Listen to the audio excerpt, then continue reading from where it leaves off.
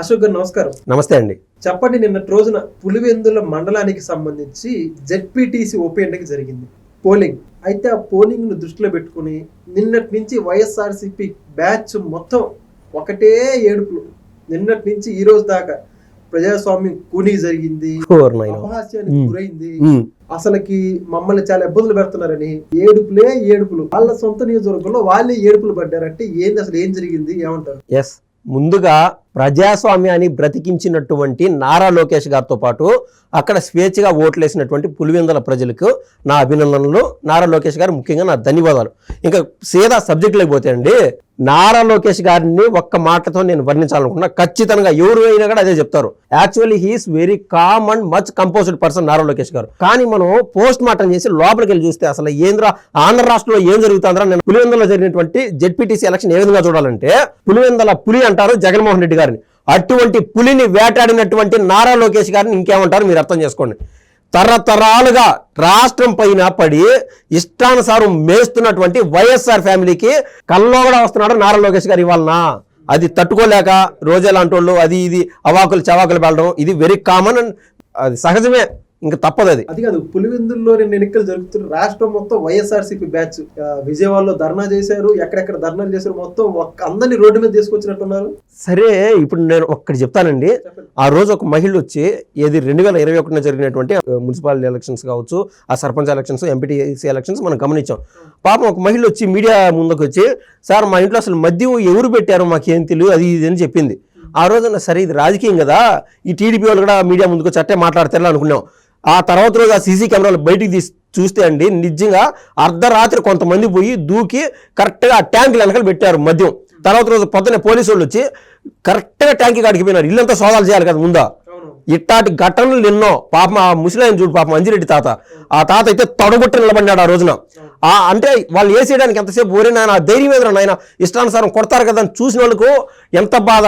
బాబు గారి పాత్ర ఎంత ఉన్నదో ఈ యొక్క కూటమి ప్రభుత్వం అధికారంలోకి రావడానికి, అంజిరెడ్డి తాతది కూడా అంతే ఉన్నది. ఆ మాదిరి నిలబడినటువంటి ధైర్యమైన కార్యకర్తలు ఎంతమందో ఆ మాదిరి బాధలు ఎదుర్కొని ఎన్నో చూసి వచ్చారు.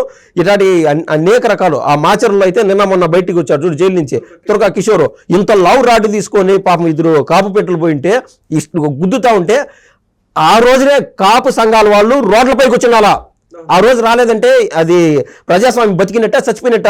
అంతెందుకు నాయి బ్రాహ్మణులు కావచ్చు, లేదా రకరకాల వర్గాలు కావచ్చు, ఎస్సీ దళిత సంఘాలు కావచ్చు, ఎవరైనా కూడా రోడ్లపైకి వచ్చి మాకు అన్యాయం జరుగుతుంది, మాకు ఫలాలు రావట్లేదు, మాకు సంబంధించిన కార్పొరేషన్ నిధులు దీంట్లోకి రావట్లేదు, మీరు ఆడుకో బట్టలు నొక్కుతున్నారు, డీబీటీ అంటారు, దేని ద్వారా నిధులు పోతున్నాయని చెప్పి ఏ సంఘాల వాళ్ళు లేదా ఆ కార్పొరేషన్ వారు నిధులు సక్రమంగా వాడుకోకుండా కూడా డబ్బులు మళ్ళీ ఆ రోజు కూడా రోడ్లపైకి వచ్చి స్వేచ్ఛగా మాట్లాడినోళ్ళాడు. ఎందుకంటే జగత్ బాబు క్యారెక్టర్ ఉంటుంది ఏది లెజెండ్ సినిమాలో, పోయి ఇష్టానుసారం కుళ్ళ పొడిచేస్తారు, చంపేస్తారు, అంటే ఒక్కొక్క ఊరినే లేపేస్తారు. ఆ రకాన ప్రజాస్వామ్యాన్ని చంపేసినటువంటి దాఖలాలు మనం ఎన్నో చూసామంటే బయటకు వచ్చి మాట్లాడలేరు. ఎగ్జాంపుల్ ఏంటంటే పాపం అతన్ని దళిత బిడ్డ అయినటువంటి పాపం సుధాకర్ గారు, మా ఓడరా దళితుడైనా కూడా ఆ స్థాయిలో ఉన్నాడు మా డాక్టరు అని వాళ్ళందరికీ గర్వకారణం సుధాకర్ గారు. పాపం 10 మందికి మేము సేవ చేస్తా ఉన్నాము, మాకు వచ్చేటువంటి కరోనా 10 మందికి వచ్చేసారు, మాకు మాస్కులు కావాలని అడిగిన పాపానికి దానికే నీకు అంత ఇవ్వనా? వైసీపీ ఏదండి ప్రజాస్వామ్యం? వీళ్ళు మరీ మాట్లాడుతున్నారు. అది నేను అనేది. అయితే నిన్న పులివెందుల జెడ్పీటీ ఎలక్షన్ సంబంధించి పోలీసుల పనితీరు గురించి అబ్బా రియల్ గా అద్భుతం బా. నిజంగా చెప్తున్నా, గతంలో నాకు ఒక తెలిసినాక ఏది ఉమేష్ చంద్ర గారి గురించి వినడము, ఆయన స్టోరీ విన్నప్పుడల్లా అంటే చూడు గూస్ బంప్స్ వస్తాయని చెప్పి అటువంటి స్టోరీ ఉమేష్ చంద్ర గారి గురించి విన్నాను నేను. తర్వాత నేను చూసింది ఎవరినైనా అంటే కోయ ప్రవీణ్ గారిని వాస్తవంగా చూస్తున్నాం. ఎస్, ఆ డేర్ ఏంది, ఆ కథ ఏంది, ఆ డాషింగ్ ఏంది, పులివెందుల రౌడీ మోకలందరికీ ఇచ్చి పడేశాడు ఒకే మాటలో చెప్పాలంటే. అంతెందుకంటే పాపం ఒక స్వతంత్ర అభ్యర్థి వేసినాడు నామినేషను, ఆయన పోయి ఆయన ఓటు ఆయన వేసుకోవడానికి కూడా వైసీపీ మోకలు అడ్డపడితే ఈ పోలీస్ వ్యవస్థ అడ్డపడి ప్రోటోకాల్ ఇచ్చి మరి పోయి ఓటేసుకొని రా బాబు అని ఓటేపించి మరి సాగనంపింది నెమ్మదిగా. అంటే ప్రజాస్వామ్యాన్ని కాపాడిన నిన్నైతే 2 కళ్ళు జరపాలబ్బా. ఆ ప్రతి పోలింగ్ బూత్ కాడ క్యూలో నిలబడి ఓట్లు వేస్తా ఉంటే 30 ఏళ్ళ తర్వాత వాళ్ళకెంత సరదాగా ఉండింటుందో ఇంక అర్థం చేసుకో. ప్రజాస్వామ్యం నిలబడిన రోజు అసలు మేము ఓట్లు వేయగల ఎంత సేమ్ అండి. ఒక మాట చెప్పండి, సహజంగా ఎంత సేము, నీ ఓటు నువ్వు వేసుకోలేకపోతున్నావు అనేది సినిమాలో చూడటమే ఈ కాలం యువతకు అసలు తెలియదు. మరి నిజం చెప్పాలంటే అట్టాడిది ఇది అందరికీ తేటతెల్లం పోస్ట్ మార్టం చేసి అందరికి చూపించారు. 30 ఏళ్ళ నుంచి ఇక్కడ ఓట్లు లేకపోతున్నారా నాయన ఈ ప్రజలు అని చెప్పి. అది పులివెందుల ప్రజల గెలుపు.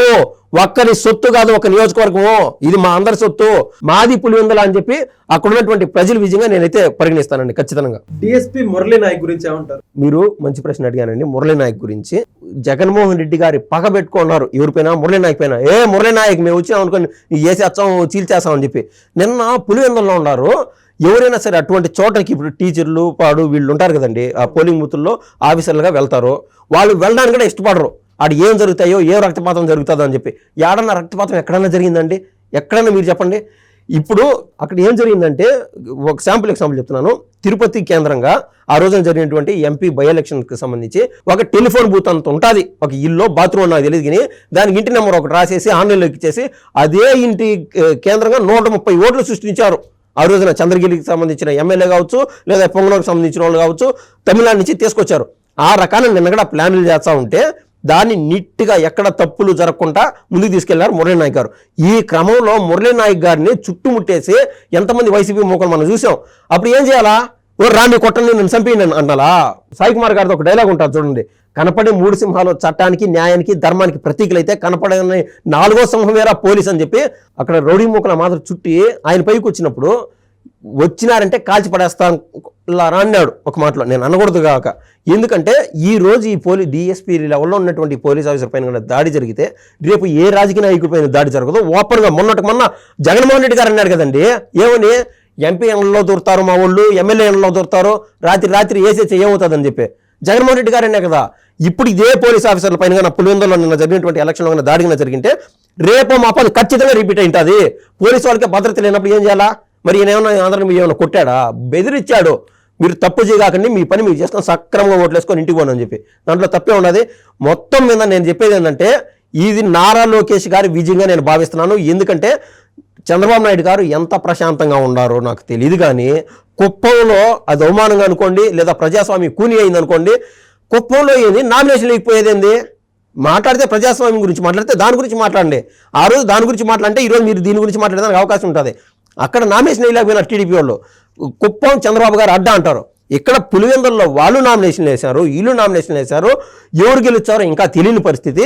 కాబట్టి ప్రజాస్వామ్యం ఖచ్చితంగా గెలిచిందనేది నా ఓవరాల్ థీమ్. మొత్తం మీద ఒక చిన్న ఎగ్జాంపుల్ చెప్పి ముగిస్తాను. వాళ్ళు చెప్తున్నటువంటి రాష్ట్ర వ్యాప్తంగా హల్చల్ చేస్తున్నారు, ప్రజాస్వామ్యం కూని అయింది అంటున్నారు కదా, అది కూని ఏ రకంగానో నేను ఒక్క ఎగ్జాంపుల్ చెప్తాను. వాళ్ళు చేస్తున్నటువంటి, వాళ్ళు పోర్ట్రేట్ చేస్తున్నటువంటి మాటలు.